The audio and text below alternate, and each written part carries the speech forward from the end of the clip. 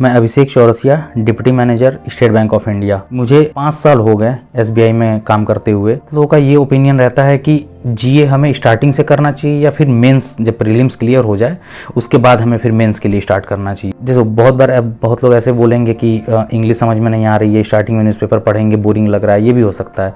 लेकिन आप पहले कोशिश करो, आदत डालो कि वो सेंटेंस, वो चीज़ें जो दी हुई हैं उसको पढ़ने की कोशिश करो, ताकि एक आप पूरी जो न्यूज़पेपर में एक न्यूज़ है वो कंप्लीट पढ़ने की आदत डालो। 5 से 6 महीने सफिशिएंट है सिलेक्शन लेने के लिए। क्यों मॉक्स अभी नहीं करते हैं, पहले पूरा प्रिपरेशन कर लेते हैं फिर मॉक्स देते हैं, नहीं, ये गलती कभी मत करना। मैं भी स्टार्टिंग में बिगिनर था, मुझे कुछ पता नहीं था, तो जैसे मैं करता हूँ सब वही करते हैं कि यूट्यूब पे जाते हैं, वीडियोस देखते हैं, how to crack SBI PO, how to crack IBPS PO, syllabus क्या है, बहुत सारा चीज़, फिर स्ट्रेटेजी वीडियो देखेंगे कि कैसे करना है।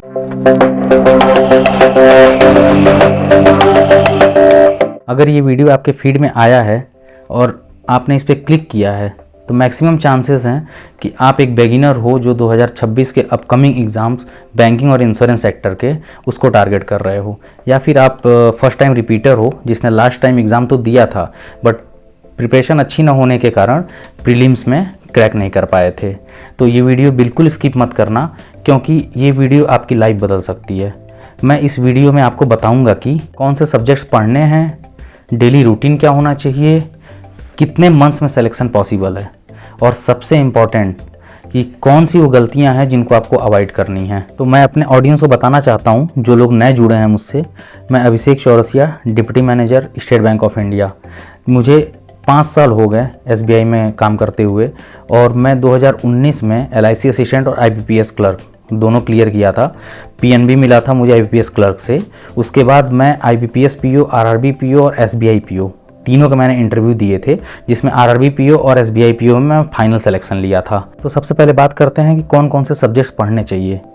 तो देखो, क्वांट्स, इंग्लिश और रीजनिंग ये तो करने ही करने हैं, लेकिन बहुत लोगों का ये ओपिनियन रहता है कि जीए हमें स्टार्टिंग से करना चाहिए या फिर मेंस, जब प्रीलिम्स क्लियर हो जाए उसके बाद हमें फिर मेंस के लिए स्टार्ट करना चाहिए। लेकिन अभी मैं एक डेली रूटीन बताऊंगा, उस डेली रूटीन में मैं बताऊंगा कि कैसे जनरल अवेयरनेस अगर आप स्टार्टिंग से करोगे तो थोड़ा थोड़ा जनरल अवेयरनेस करते करते मेंस का एग्ज़ाम आप प्रीलिम्स के बाद जब रिजल्ट आता है तो फिर उसके बीच में जो टाइम होता है उसमें आप जनरल अवेयरनेस को रिविज़न करोगे आप। तो ये एक डेली रूटीन का पार्ट होता है। मैं मानता हूँ कि जनरल अवेयरनेस को आपको लेके चलना पड़ेगा। प्रीलिम्स का आप प्रैक्टिस करते रहो, बट साथ साथ में थोड़ा थोड़ा जनरल अवेयरनेस भी आपको डेली बाय डेली करनी है। तो मैं अभी आपको डेली एक रूटीन बताता हूँ। मैं यहाँ कोई मोटिवेशनल बातें करने नहीं आया हूँ, मैं अपने एक्सपीरियंस से आपको बताने आया हूँ कि कैसे एज ए बिगिनर आपका क्या अप्रोच होना चाहिए। चलो अब मैं डेली रूटीन की बात करता हूँ। अभी मैंने कहा ना वीडियो में कि डेली रूटीन के बारे में बताते हैं।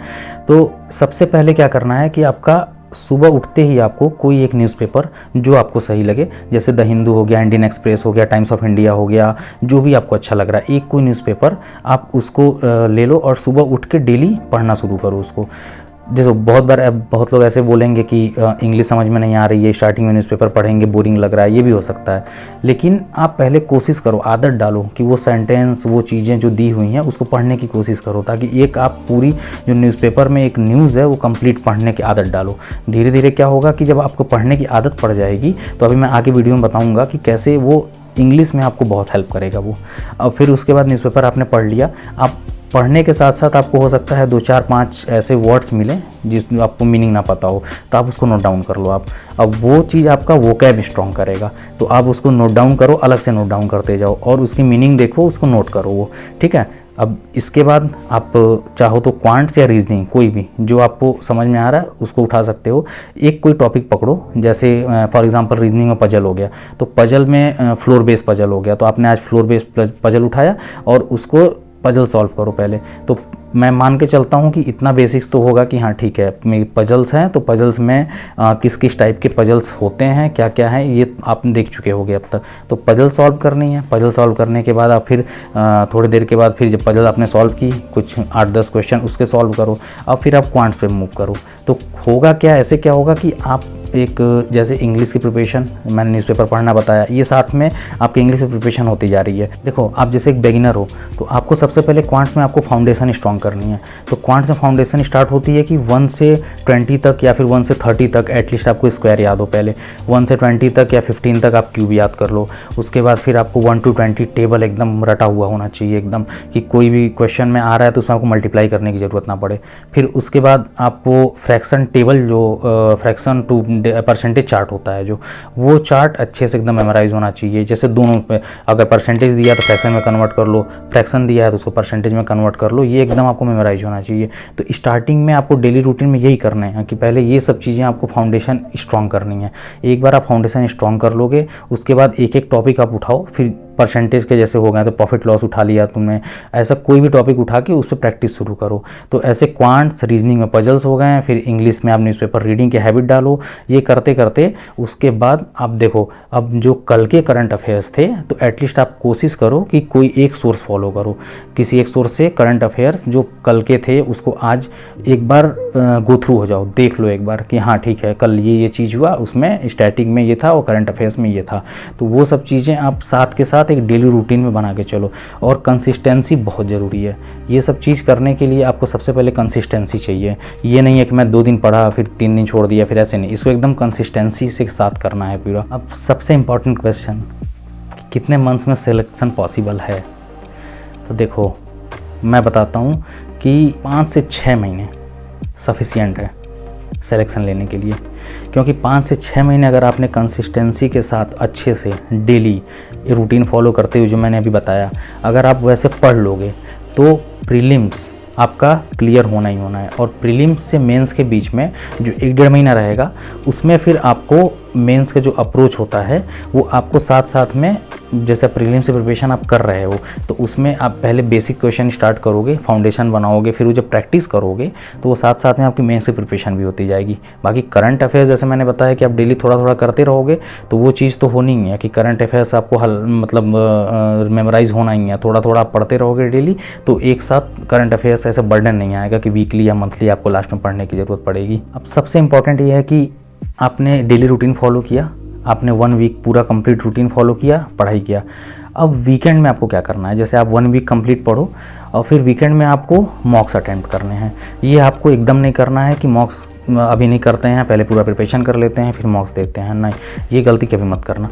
मॉक्स हमेशा आपको वीकेंड में 1-2 मॉक्स अटेंड करने ही हैं, उसको अटेम्प्ट करके उसको एनालाइज करना है। तो जितना भी आपने जो भी पढ़ा है, 1 वीक में पढ़ा है, कोई बात नहीं, आप हो सकता है आप कंपाउंड इंटरेस्ट, सिंपल इंटरेस्ट ना पढ़े हो, अभी आप ब्लड रिलेशन ना पढ़े हो, बट फिर भी एक मॉक दो अपने आप को। जो एग्ज़ाम हॉल में जो आपको प्रेशर फील होता है, देखो आप अभी से एकदम आदत डालो कि हाँ हमें 1 घंटे का पूरा प्रीलिम्स का बैठ के मॉक देना है। तो वो जब आदत अभी से रहेगी, हर वीकेंड पे आप जब मॉक देते रहोगे, उसे एनालाइज करोगे, तो उससे आपको 2 चीज़ें होंगी। एक तो आपको पता चलेगा कि पैटर्न कैसा है, क्वेश्चन कैसे पूछे जाते हैं। दूसरा ये होगा कि आपको मॉक देते देते ये भी आपको पता चलेगा, अच्छा ये मेरी स्ट्रेंथ है और ये मेरी वीकनेस है, मुझे इस पर काम करनी है। अब देखो सबसे इम्पॉर्टेंट चीज़ कि कौन सी गलती अवॉइड करनी है। क्योंकि जब मैं भी स्टार्टिंग में बिगिनर था, मुझे कुछ पता नहीं था, तो जैसे मैं करता हूँ सब वही करते हैं कि यूट्यूब पे जाते हैं, वीडियोस देखते हैं, how to crack SBI PO, how to crack IBPS PO, syllabus क्या है, बहुत सारा चीज़, फिर स्ट्रैटेजी वीडियो देखेंगे कि कैसे करना है। तो यूट्यूब पे बहुत सारे सोर्सेज हैं, बहुत सारे ऐसे भी स्ट्रैटेजी हैं जिन्होंने कभी एग्ज़ाम नहीं क्लियर किया, वो भी स्ट्रैटेजी बना के वीडियो डालते हैं। तो आपको वो सब चीज़ देख के कन्फ्यूज़ नहीं होना है। आपको सबसे पहला चीज़ कि आपको फोकस्ड रहना है, कि ये नहीं है कि स्टार्टिंग बहुत सारे वीडियोस देख रहे हो आप जाके। और दूसरी चीज़ ये है कि कोई कह रहा है कि 8 घंटे पढ़ लो, कोई कह रहा है कि 6 घंटे पढ़ लो, कोई कह रहा है पेड बैच ले लो, तो ये सब में नहीं फंसना है। पहले आपको, जैसा कि मैंने बताया, कि अपने आप पे काम करना है, आपको अपना फाउंडेशन स्ट्रॉन्ग करना है।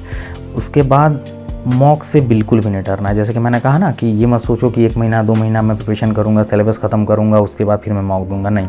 आपको मॉक उसी के साथ साथ देना है। जैसे आप पूरे वीक का पढ़ाई करो, पूरे वीक का प्रैक्टिस करो, उसके बाद वीकेंड पे आप मॉक दो।